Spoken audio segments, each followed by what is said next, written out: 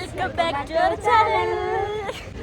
അപ്പോൾ ഈ വ്ളോഗ് എന്താണെങ്കിൽ ഈ വ്ളോഗൊക്കെ ഞാൻ കുറേ എടുത്തുകൊള്ളു, പക്ഷേ ഇൻട്രോ എപ്പോഴാണ് പറയുന്നത്. സംഭവം എന്താണെങ്കിൽ ഇന്ന് നമ്മുടെ നവ്യയുടെ ചേച്ചിയുടെ കല്യാണത്തിന് വന്നിക്കാണ്. കണ്ടോ, ഇതാണ് ഓഡിറ്റോറിയം. രാത്രിയായിരുന്നു, 4 മണി മുതലായിരുന്നു റിസപ്ഷനാണ്. അപ്പോൾ രാത്രി ഞങ്ങളിവിടെ വന്ന് ചില്ല് ചെയ്യാണ്.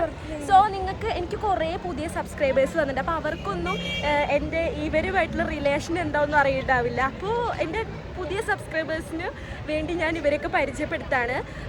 ഞാൻ ഇവിടെ കൊല്ലം ശാസ്താംകോട്ട DBC കോളേജിലാണ് പഠിച്ചിരുന്നത്. അപ്പോൾ അവിടെ എനിക്ക് ഞങ്ങൾ മൊത്തം 6 സുഹൃത്തുക്കളാണ്.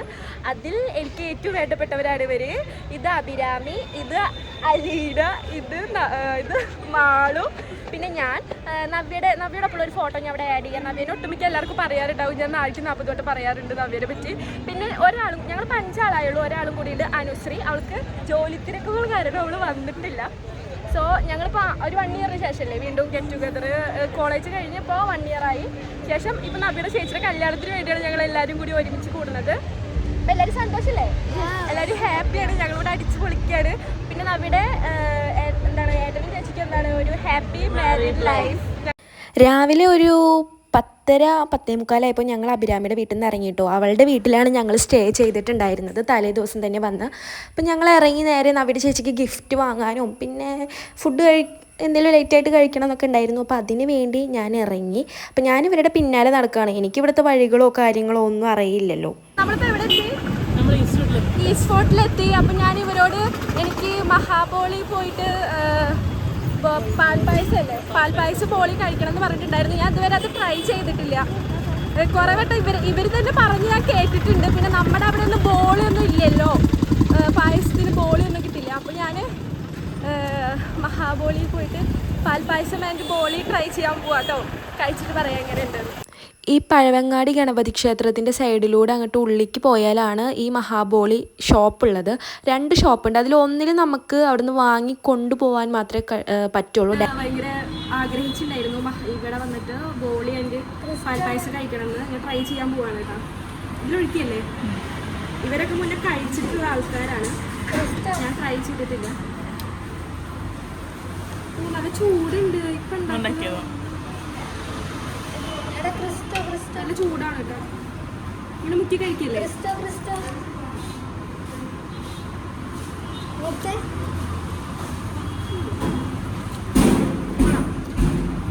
ഭയങ്കര മധുരം.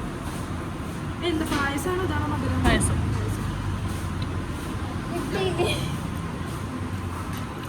ഇഷ്ടപ്പെട്ടു. ഞാൻ ഇവരെ കൊതിപ്പിക്കണില്ല. ഇവർ കഴിക്കാൻ വേണ്ടി വെയിറ്റ് ചെയ്തിരിക്കും. നമ്മളിപ്പോൾ മഹാബോളി പോയിട്ട് കഴിച്ചുട്ടോ. നല്ല വെയിലായ കാരണം ഞാൻ കുട പിടിച്ചിട്ടാണ്. മഹാബോളി പാലട പായസം കഴിച്ചു. എന്നിട്ട് നമ്മൾ നവ്യയുടെ ചേച്ചിക്ക് എന്തെങ്കിലും ഗിഫ്റ്റ് വാങ്ങാൻ വേണ്ടിയിട്ട് ജയലക്ഷ്മിക്ക് പോയോണ്ടിരിക്കുകയാണ്. അങ്ങനെ ഞങ്ങൾ നേരെ ജയലക്ഷ്മിയിലെത്തി. അപ്പം നമ്മൾ ആദ്യം ചുരിദാർ നോക്കാമെന്നാണ് വിചാരിച്ചത്. ചുരിദാർ അല്ലെങ്കിൽ അതിന് വലിയ മെറ്റീരിയലൊക്കെ. അപ്പം ഞങ്ങൾക്ക് അതൊന്നും അത്ര ഇഷ്ടപ്പെട്ടില്ല, തീരെ ഇഷ്ടപ്പെട്ടില്ല. ഞങ്ങൾ നവ്യയുടെ ചേച്ചിക്ക് സാരിയാണ് എടുത്ത് കഴിച്ചു. ഞങ്ങൾ ചുരിദാർ എടുക്കാമെന്നാണ് വിചാരിച്ചത്. പക്ഷെ പിന്നെ ഞങ്ങൾ സാരിയിലോട്ട് മാറി. ജയലക്ഷ്മിയിലാണ് കേട്ടോ. വേണമെങ്കിൽ തിരിഞ്ഞ് കാണിച്ചു തരാം.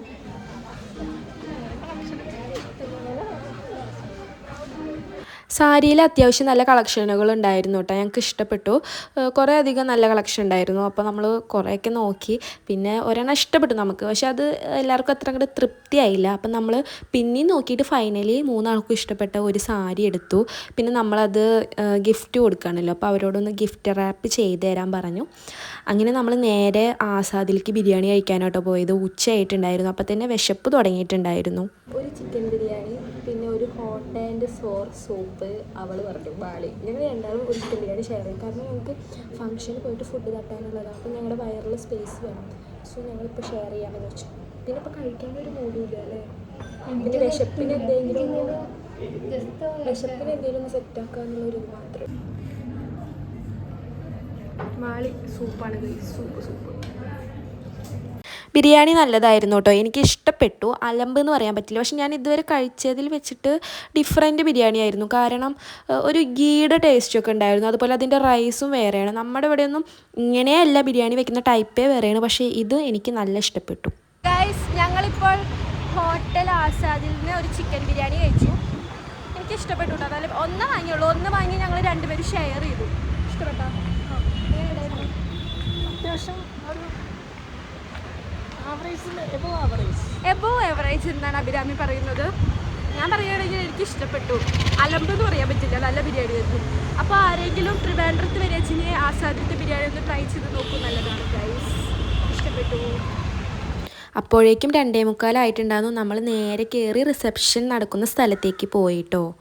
കയറി ചെല്ലുന്ന സ്ഥലത്ത് തന്നെ നവ്യ നല്ല സുന്ദരി കുട്ടിയായി സാരി ഉടുത്ത് നിൽക്കുന്നുണ്ടായിരുന്നു.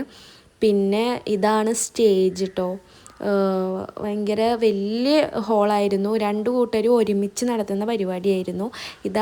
ആ ഇരിക്കുന്നതാണ് നവ്യയുടെ ചേച്ചി. ഭയങ്കര ബ്യൂട്ടിഫുള്ളായിരുന്നു.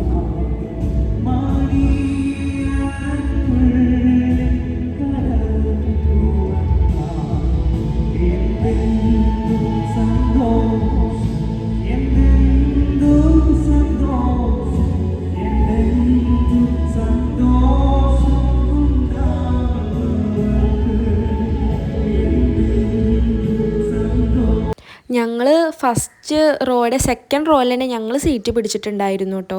ഞങ്ങൾക്ക് എല്ലാം നല്ല വ്യക്തമായി ക്ലിയറായി കാണാൻ വേണ്ടിയിട്ട്. ഇതാണ് ചേച്ചിയും ചേട്ടനും. നല്ല പാട്ടും ഒക്കെ കൂടി നല്ലൊരു വെറൈറ്റി ടൈപ്പ് ഓഫ് കല്യാണമായിരുന്നു. നല്ലൊരു അറ്റ്മോസ്ഫിയർ ആയിരുന്നു കേട്ടോ. ഞങ്ങൾ നന്നായിട്ട് ആസ്വദിച്ചു. As this lights up the stage, let their life also be lights in the Bhagavate. Jeevitham iduvole prakashanamagate enna ആശംസിച്ചുകൊണ്ട്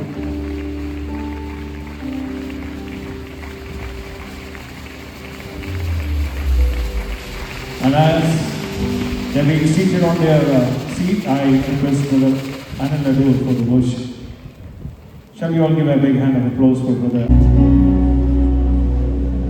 നമ്മുടെ കരങ്ങളെ ഉയർത്തി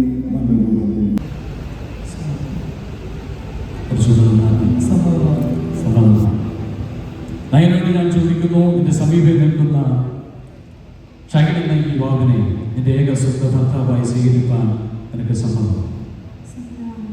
ഇവരുടെ സമ്മതം. പിന്നെ നമ്മൾ അതിലും ആദ്യം തന്നെ ഫോട്ടോ എടുക്കാനും കയറി. സ്റ്റേജിൽ പോയി ചേച്ചിക്ക് ഗിഫ്റ്റൊക്കെ കൊടുക്കാൻ വേണ്ടി ഫോട്ടോ എടുക്കാൻ കയറി.